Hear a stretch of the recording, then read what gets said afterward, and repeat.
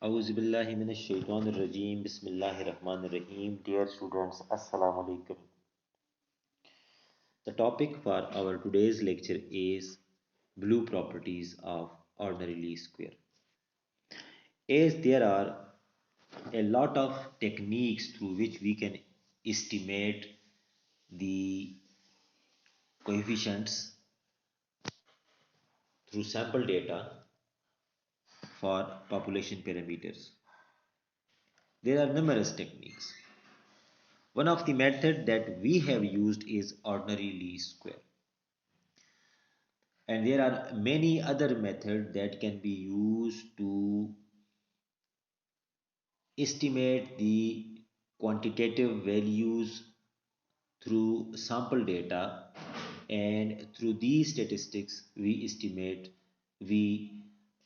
evaluate the values of the population parameter, that what will be the value of population parameter.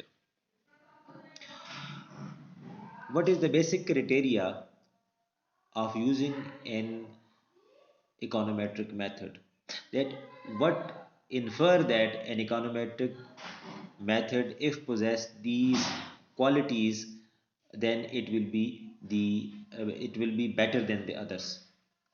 Today we will study this criteria. We will introduce this criteria. Only this lecture will be the introduction of the blue properties. Keep in mind that we are using only the ordinary least square. We have used previously the ordinary least square to estimate the sample statistics for the estimation of the population parameter. We will study from the slide number 1.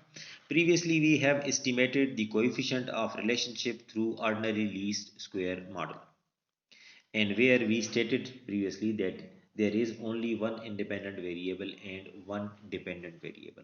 Y is equal to function of x. This is two variable regression model.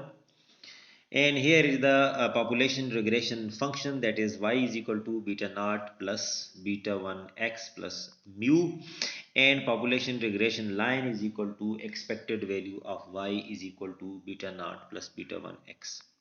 While estimated regression function and lines are y cap is equal to beta naught cap plus beta 1 cap x plus e, that is the sample regression function. Again the sample regression line will be expected value of y cap is equal to beta naught cap plus beta 1 cap x. These values of parameters beta naught and beta 1 are estimated by ordinary least square method using sample data. Before starting the blue properties, we will distinguish between what are the population parameters, what are the estimates, and what is estimator. These three words are used many times in a lecture, so we will distinguish what how they are different from each other. The population parameter we stated here, uh, y is equal to beta naught plus beta 1 x plus mu. These are the population parameter beta naught and beta 1 are population parameter which are estimated through sample data. And what are the estimates?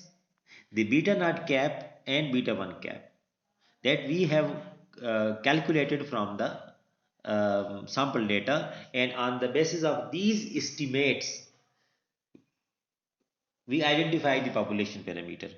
We state that beta naught cap and beta 1 cap are the estimates of the population parameter. So these beta naught cap and beta 1 cap are called estimates of the population parameter and calculated by sample data by OLS estimators. Next is, what is estimator? The ordinary least square is the estimator.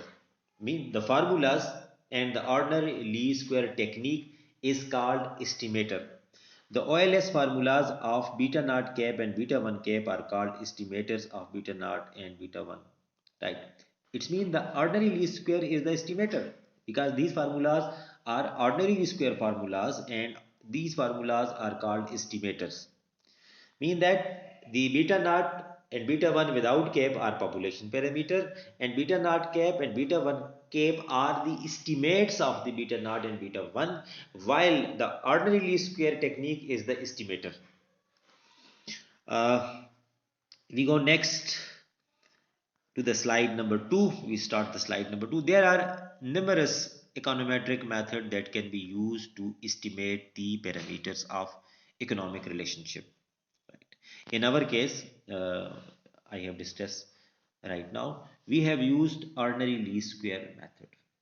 But there are some questions that arise in our mind, and we have stated there are many econometric techniques that can be applied to quantify the coefficient values beta naught cap and beta 1. But how we will select best estimator among the many? There must be a criteria. What is the criteria that through which we will select the best estimator? Question number 2, how we will decide which method is better? What are the rules and criteria to choose the best estimator technique, estimation technique? So there must be some rules, there must be some criteria through which we can judge that which estimation technique is better than the all or the others. There are some general rules for an estimator that it must follow if it to be a best estimator. Number 1, how close the estimated coefficient are to their corresponding population parameter. Yes, if an estimator give us an estimate beta naught cap and beta 1 cap of beta naught and beta 1 population parameter that lies closer to the population parameter, then the estimator will be a good estimator, and it is called unbiased estimator, right? If an estimator give us such a coefficient beta naught cap or beta 1 cap whose expected value is exactly equal to the population parameter, then we will say that our estimator is completely unbiased, and that this is a desired property in any estimator. Number 2, how narrow range the estimated parameter vary around the population parameter. That is important. That of course there must be a variation. There must be a variation in the sample estimates, that every sample will give us a distinct estimate of our population parameter. The population sample estimates are a variable, so they have variance around the population parameter. The that method will be best, which give us a narrow variance or a narrow range of variation of the sample estimate around the population parameter. That is called a least variance property. That is the estimator which possess this property is termed as best estimator. The best estimator is that which possess the least variance property. And number 3, how estimator is related to the dependent variable or sample observation. Linearity mean that the estimate beta naught cap and beta 1 cap must be linear function of the dependent variable. You hear first time this, that the estimates must be linearly related with the dependent variable and are the observation values. Yes, as you know from the assumptions of the ordinary least square that xi mean the independent variable are fixed from sample to sample and they doesn't change, right? What will happen then? What will determine the variation in the estimated values beta naught cap and beta 1 cap? It is the observation of the dependent variable. If the observation if the estimated coefficient beta naught cap and beta 1 cap are not linearly related with the observation, then there will be a problem, and they must be linearly related. For the best estimator, the estimator must be linear, the estimator must be unbiased, and among the class of all unbiased and linear estimator, the best estimator, the best best or optimal estimator will have least variance. These three are the basic properties: unbiasedness, minimum variance, linearity, which we use to gauge the any estimate to be best. Blue properties. First, we will define the word blue and then we will go ahead. Mind it, keep in your mind that this is only introduction to the blue properties. This session will be the introductory section on blue properties. In the next class, in the next classes or lecture, we will derive the blue properties and we will prove the blue properties in the next lectures, next 3 or 4 lectures, because it will take many lectures to prove the blue properties. The word blue, B mean best, and I have already defined what is best. The minimum variance property of any estimator among the all linear and unbiased estimator. Mean that the best estimator will be that which is linear, which is unbiased, and there are many estimators that are linear and unbiased, and among these linear and unbiased estimator, the best estimator has low variance. So best, the low variance property of an estimator among the linear and unbiased estimator will make it best. Number two, the word L, that is linearity. And what linearity mean? That beta I, that beta naught and beta 1 cap are the function of the y, that is dependent variable, that is equal to ky. Here there is beta I cap, sorry, it is mistakenly written as beta I, it is beta I cap, sorry. And number U, the from the word blue, is for unbiasedness, where we say that the mean value of the all sample estimates of beta i's must be equal to the population parameter beta I. So we will define these, and the last word E for the estimator. So what is the abbreviation of blue? Mean B for best, L for linear, U for unbiased, and E for estimator. And what is estimator? We have already defined it. Number one, we will study about unbiasedness.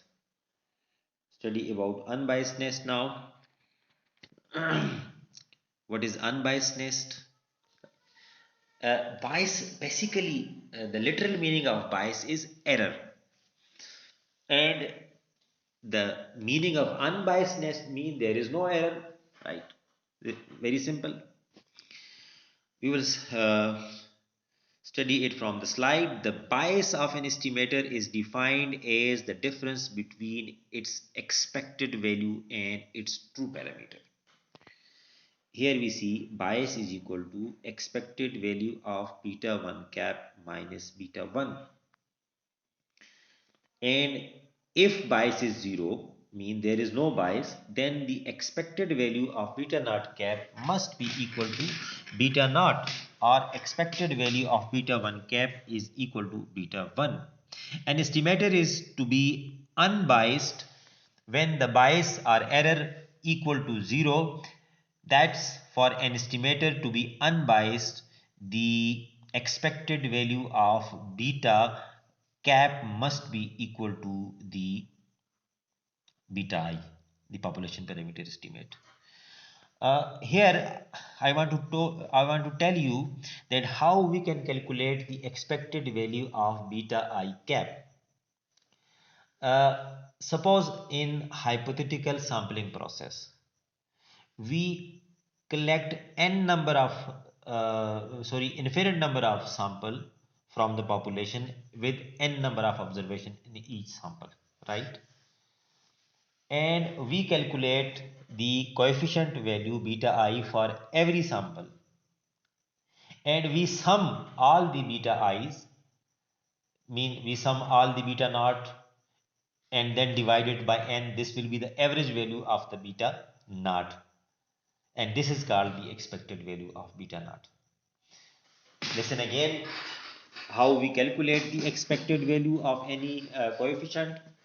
The expected value of coefficient can be calculated by taking the infinite number of sample of size n from the population. Then every sample is estimated.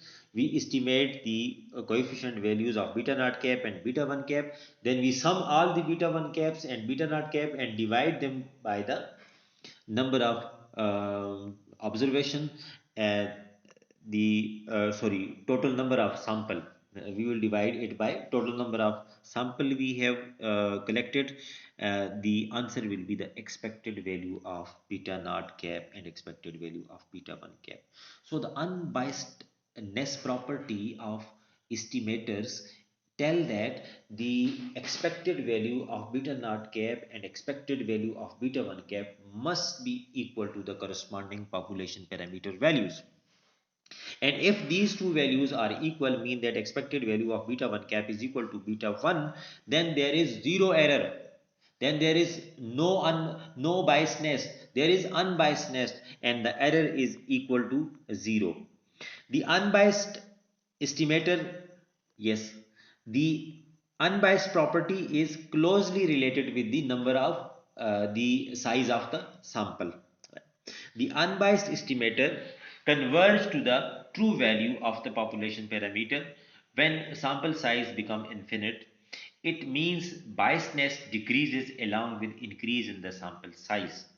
Mean you increase the sample size, the x value of beta 1 cap will lie closer to beta 1 and the bias will reduce, unless if you increase the sample size to infinite, the bias will remove to 0 and this is called unbiasedness. The bias is inversely proportional to the sample size. And what is bias? Here we see bias is equal to, on slide number 4, bias is equal to expected value of beta I cap minus beta I. When expected value of beta I cap is equal to beta I, bias becomes 0, which is called unbiasedness. And the unbiasedness is uh, explained through this graph. Here we see that this is the probability distribution of beta I cap graph, where on the horizontal value there are the values of beta 1 cap and expected value of beta 1 cap, while on the vertical axis there is probability of the beta 1 cap or beta I cap. Here we see that on the peaked side, here we see in the bottom, uh, here we see that the expected value of beta I cap is equal to beta I, mean both are equal, right? This is not a beta I, but it is only beta cap I, it is only beta I. Mistakenly have written beta I cap. So expected value of beta I cap is equal to beta I, and here is there is no bias. This estimator is unbiased. In graph A of probability distribution of beta I cap states that the expected value of beta I cap is equal to beta I cap. This is not cap, this is mistakenly written cap. It is beta I, the population parameter, which means that there is no bias, that bias is equal to expected value of beta I cap minus beta I, this is not cap, is equal to 0. This is termed as unbiasedness. Now look at here, there is another estimator whose probability distribution is portrayed in this graph. Here on horizontal axis there lies the values of beta I and expected value of beta I cap. This is not beta I cap, it is beta I, the population parameter. So here we see that on the vertical axis there is probability distribution of beta I cap. The mean value that lies in the center, that is expected value of beta I cap, is not equal to beta I. There is a difference between these two. The difference is equal to C and D. below the D we see here that it is written beta I cap, but it is not beta I cap, it is mistakenly written beta I cap, it is beta I. So here we see that expected value of beta I cap is not equal to beta I. There is an error, and we in the graph B, the value of beta I cap differs from the expected value of beta I cap, in which create bias, and bias is equal to expected value of beta I cap minus beta I. So this is the unbiasedness property, and we have defined the unbiasedness theoretically and graphically. Next we will go to the next property, that is the property of linearity, right? Sorry, next property is minimum variance property, right? We will prove the unbiasedness inshallah in next few lectures, but it was only the introduction of the unbiasedness. The next property is best estimator, that is minimum variance property. As we previously stated that the estimator will be best which has least variance in the class of all unbiased and linear estimator. An estimator is said to be best estimator when it has the smallest variance as compared to any other estimates obtained from the other econometric method, right? Mean that comparatively, if our estimate has least variance as compared to the other estimators, then it will be the best estimator. Symbolically, beta I will be the best if variance of beta I cap is less than variance of beta I tau. What is this tau? Tau is also an estimate of population parameter, but it is estimated by the techniques other than the OLS technique.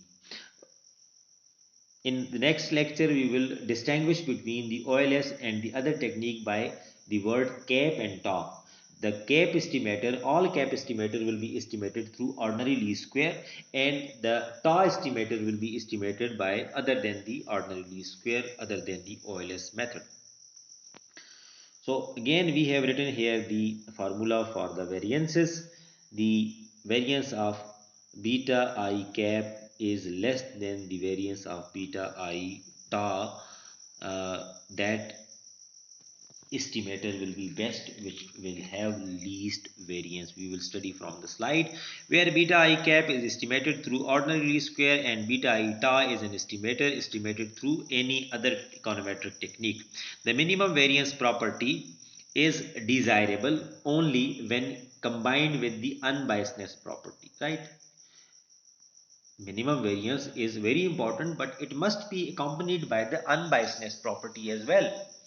Without unbiased, the low variance property will be useless, as an estimator, if have low variance along with the high bias, the estimated value will cluster closely far away from its true value. That is not desirable, right? Our desire is that the unbiased estimator must have least variance.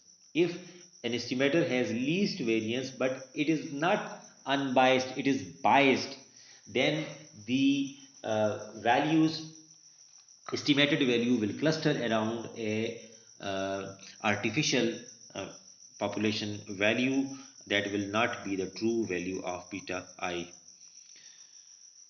Here we see that this is the story of unbiasedness. Unbiasedness accompanied by high variance. Here we see that how we said it has high variance, because the longer the tails, the higher the variance. The narrower the tails, the low the variance. Here we see that we have very flat normal curve for the probability distribution of the beta I cap, and here is unbiasedness because the expected value of beta I cap is equal to beta I. It is not beta I cap, it is beta I. It is mistakenly written here beta I cap. And here is unbiasedness, but the variance is very high.